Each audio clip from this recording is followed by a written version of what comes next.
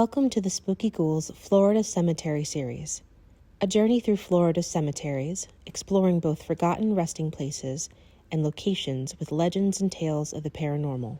Each episode uncovers a different piece of Florida's past, approached with respect and care. Today, we explore Wild Cow Prairie Cemetery, a small, forgotten pioneer burial ground near the Withlacoochee State Forest.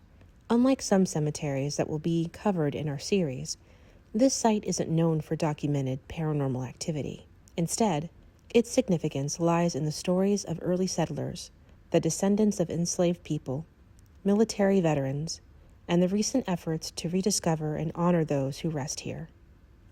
In the mid-1800s, this land was open prairie, a grazing ground for wild cows and Spanish ponies. Settlers came after the Armed Occupation Act of 1842, building homesteads, herding cattle, and carving a community from the wild. By 1849, a young man named William D. Bolden Sr. was laid to rest here, marking the cemetery's first burial. By the 1880s, Pemberton was thriving, a rail and river hub with a post office, school, hotel, church, and a general store.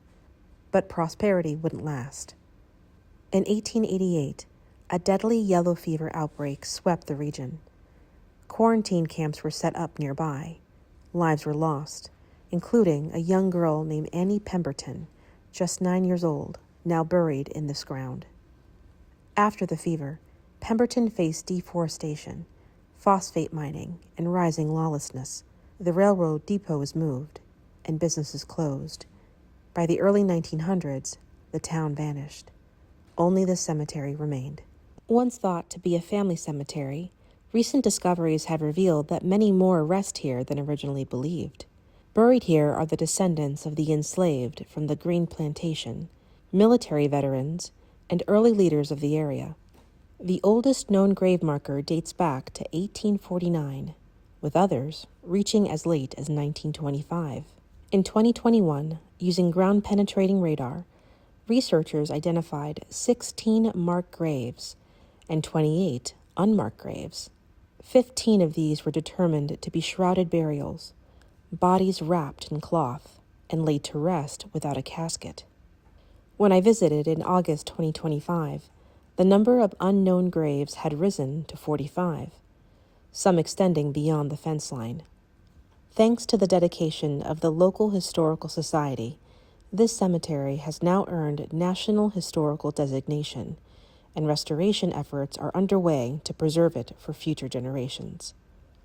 During my visit, I was struck by the deep quiet that hung over the grounds, a calm stillness that felt both peaceful and heavy with history.